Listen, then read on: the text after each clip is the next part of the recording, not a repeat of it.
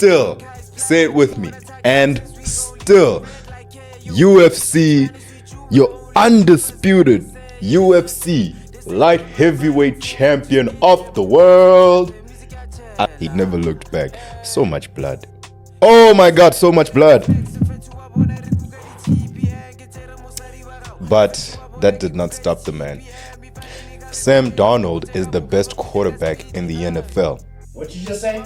Sam Darnold is the best quarterback in the National Football League.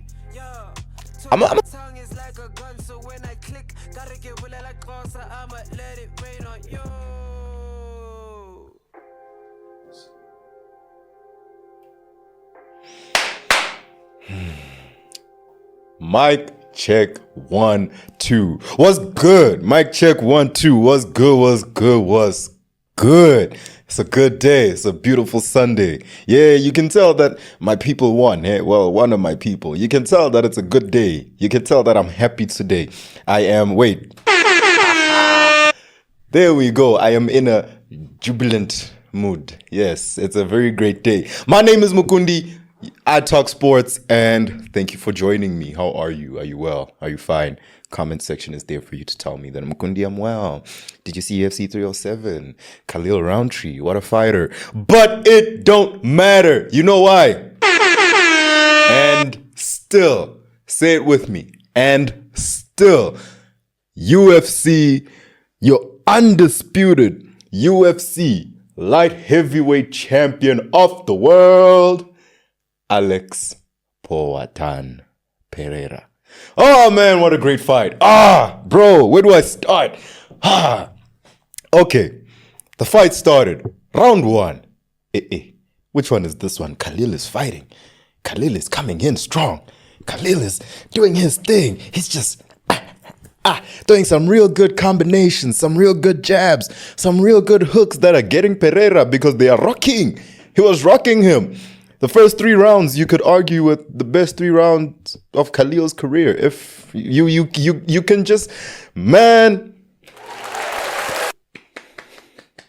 Shout out Khalil Rountree. But that did not matter in the 4th, did it? No, it did not. Let me sip water for dramatic purposes.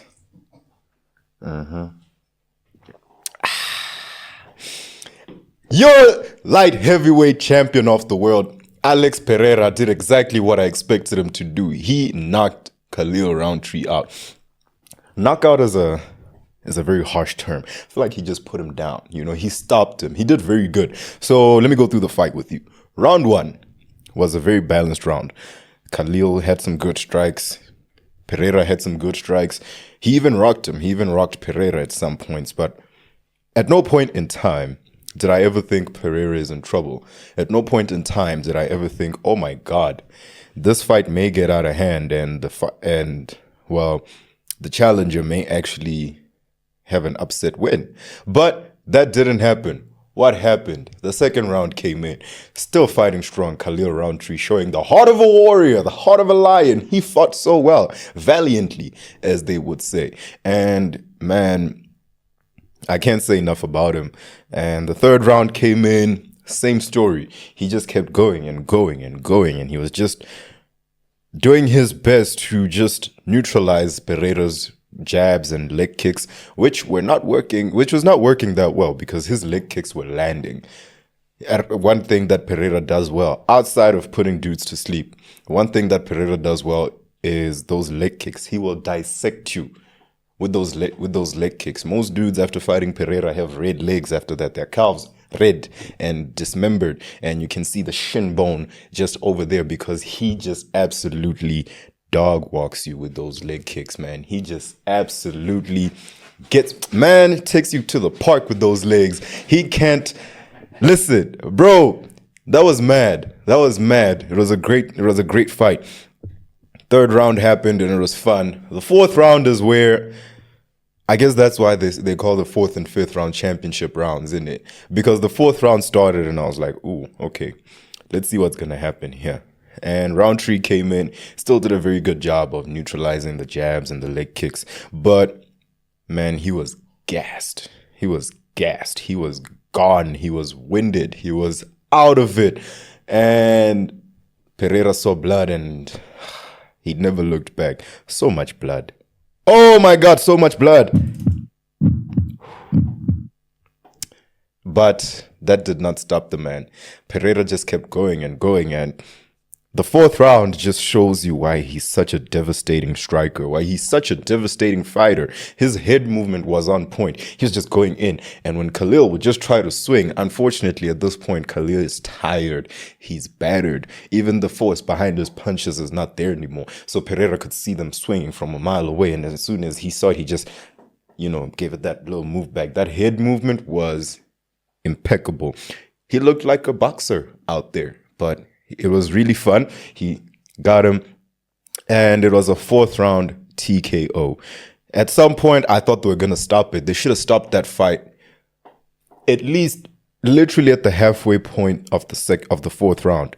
They should have stopped that fight because it had stopped from being a fight to a beatdown. That was literally what it is. It was a beatdown.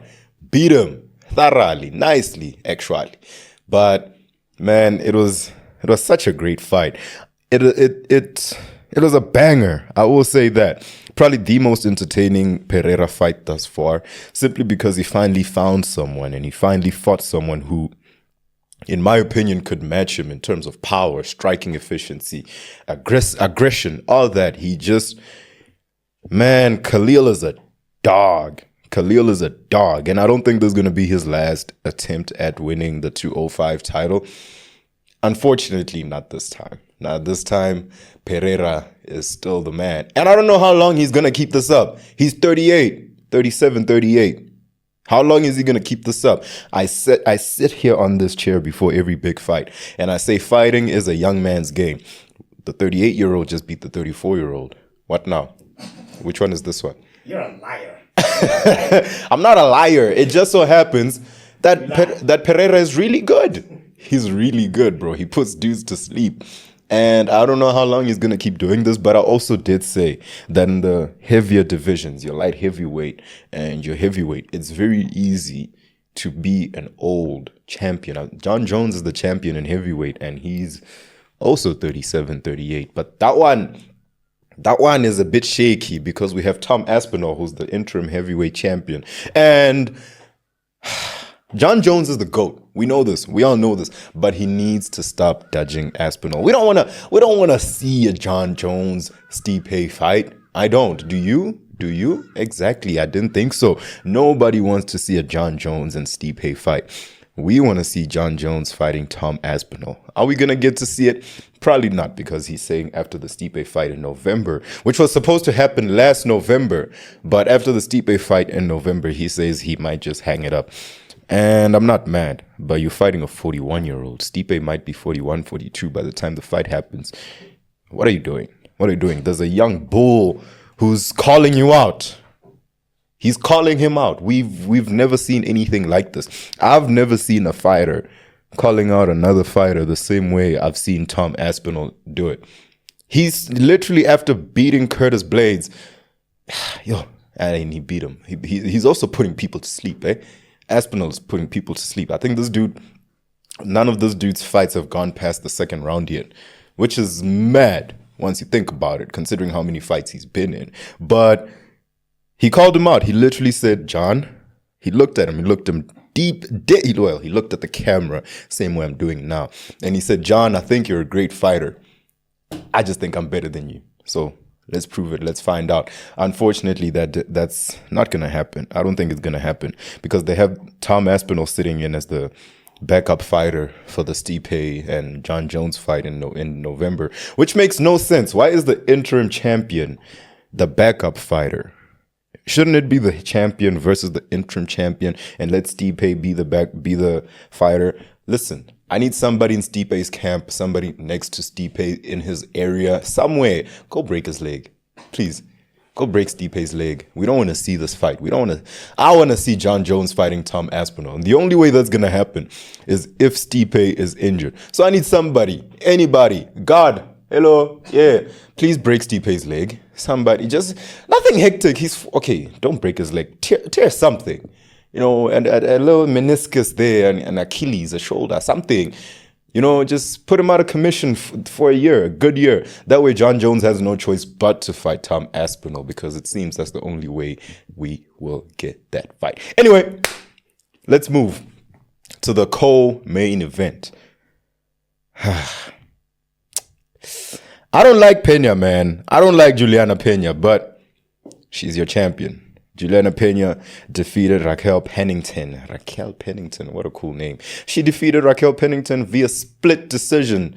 And it's one of those. We got a controversial decision in the UFC. Oh my God, another one. What a surprise. Yeah, I know, right? She fought well. They fought well. I'm not going to lie. But I need to get their stats, actually. And I had them on me. Just give me a minute. Because it made no sense. It made no sense how they all just decided to give Pena the fight. Even though we all know. Okay, 112 total strikes for Raquel Pennington. 123 for Juliana Pena. Now, in 5 rounds, you might think, yeah, give Pena the fight. However, it's very important to note that Pena was knocked down. Bam. But she did get 2 takedowns out of 3 attempts, and they both landed the same number of significant strikes with 92 strikes each. Now, when you look at it, you'd think, okay, close fight. That's why it's a split decision. But this goes back to the eye test. Remember that thing I keep saying about the eye test, that when I see you and when I watch you do what you're doing, there has to be something that stands out. I have to say you are the best at what you do. And I do not think Pena is that. I don't think she's the best at that. But she's a great fighter nonetheless. But I just don't think she won that fight. Now, if there's a rematch coming, that's going to be pretty entertaining. And I cannot wait to see it, because that's going to be premium entertainment. They don't like each other. They can't stand each other. They hate each other. And if you know me, you know that beef and drama is why I do this. You think I do this because I love sports and because I love talking sports? No. What? Wait, where's the fun in that? Where's the fun in that? Where's the fun in that? Exactly. There's no fun. The fun is in watching 2 people who despise each other, who can't stand each other, who absolutely hate each other, just handle it like real men and women, but handle it like real men. And let's get in the fight. I don't like you. I don't like you. Come here. Let's fight. And I love it. It's so entertaining. So there's got to be a rematch. There's no other way. These people have been trying to fight each other since the Ultimate Fighter, since the Contender Series, and they were roommates for that as well, and they couldn't stand each other. Unfortunately, there was nothing they could do until they get in the octagon together, and they did that. And decision. I always hated when grudge matches end in a decision, because it's like, do you guys hate each other or not? Do you not want to kill each other? Then please, by all means, go ahead. But shout out, Juliana Pena has won the title. She is now your women's bantamweight champion. And new, she's two-time, dos champion. Yeah, but we all know what happened to the previous reign. Amanda Nunes absolutely dog-walked her. Clean. 5 rounds of just, oh, shame. Is she going to be fine after this? I didn't even think she would be, but clearly she came back and she is on form. According to where the belt is, she is currently the best female bantamweight in the world. So shout out to her for that. Let us move. I am done talking UFC. However, I am not done being violent. It is that time. It is Sunday, which means it is football day. NFL is upon us. Week 5. And yo, what a way, man. I didn't see the season going the way it is. I did not think I would come sit here and say Sam Darnold is the best player, is the best quarterback in the NFL. Sam Darnold is the best quarterback in the NFL. What'd you just say?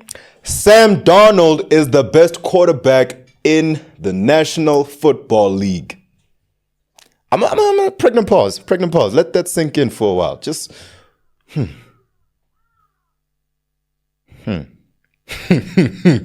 okay. Why? What is happening, bro? But I did say, if not Josh Allen, then it's Sam Darnold. Yeah, not anymore. It's clearly Sam Darnold. The Vikings are 4-0. One of only two teams left that are undefeated. The Vikings and the Chiefs. And the Chiefs, I'm not even going to talk much about them because when you have Patrick Mahomes, who is believed to be the greatest player in this generation and probably when it's all said and done of all time, that's exactly what we expect from you, right? You got Patrick Mahomes. Show me. And they're doing just that. They 4-0. They still trying to work out the kinks. They need a receiver now. Rashee Rice is injured. And they need someone to replace him. Because what else are you going to do when one of your best receivers, arguably your second best receiver, if not your best receiver on the team, went down with such a bad injury? I was watching that game and his knee just bam, man, it just hyperextended and it did not look good. From the moment I saw it, I was like, that is not good. And Andy Reid came out saying, yeah, it's not looking good. And I understand why, because damn, man, those knees. But they need a receiver. Davante Adams is open to a trade. He wants to leave Vegas because what's even happening there? And if the Chiefs make a move for Davante, that will be wow. I can't. Picture Davante Adams catching a pass from Patrick Mahomes. Wouldn't you want to see that? I'd want to see that. Just because I know you got who I still think is the best receiver, if not the second best receiver in football, along with the best quarterback or the best player in football. Because this season, as it stands, I go back to Sam Darnold. This season, week 5, going into week 5, and looking, if we start our MVP votings, our MVP ladder, who are you taking for MVP? Sam Darnold. That's who I'm taking. Yeah. Sam Darnold of the Minnesota Vikings is doing a great job. Phenomenal. The Vikings are 4-0 for the first time in God knows how long. But that's what happens when you have Justin Jefferson as your receiver. Who's Justin Jefferson? The best receiver in football. That boy got glue on his gloves or something. They need to check them. His production rate is amazing. He's catching very well, and he's doing well. Another player who might be up there in terms of in MVP consideration. Wow, man, this season, what is happening? Jared Goff. Yes, Jared Goff, the quarterback of the Detroit Lions, who's been to every team that's probably in the league, is up there in terms of MVP consideration. It's not even a debate. It's not even a debate. Did you see what the Lions are doing? Did you see how they're beating teams? That two-headed monster with their running game is amazing. He had a perfect game last week. He threw 18 for 18. I have never seen that in my life. I've been watching football for a long time now, at least 6 years. I have never seen a quarterback not miss a single pass. But that's what happens when you run the ball as much as the Detroit Lions do, because that, once again, that two-headed monster is just so hard to beat. However, we shall see what happens moving forward. Josh Allen is also playing very well, and I don't know what to say. I think he's proving a point to Stephon Diggs. Now, you're going to leave us and go over there? Okay, cool. And as more time passes and as we hear the players talking, it's clear that there might have been some animosity or a problem or a bit of tension between Stephon, not just Stephon and Josh Allen, but the whole organization. Stephon probably felt a bit underused and undervalued, and that's why he left, because you can't argue. But I don't know if that's valid. When he was with Josh Allen, he was having the season, man, he was the best receiver on the team, and he was having career seasons. And now in Houston, he's the number 2 guy. There's no other way. You left from being the number 1 guy in Buffalo to being the number 2 guy in Houston. And you are now playing with a quarterback in CJ Stroud, who, although he had a tremendous rookie season, is still not Josh Allen. So I want to see where the Vikings are gonna go. I want to see where the Chiefs are gonna go. How long they're gonna go undefeated? The Ravens are coming up. Yay! Yeah!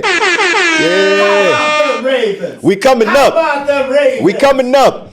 We coming up. 2-2. 2-2. Are we gonna be 3-2? We shall find out today. You know why we shall find out today? Because once again, it is Sunday, my friends. The NFL is upon us.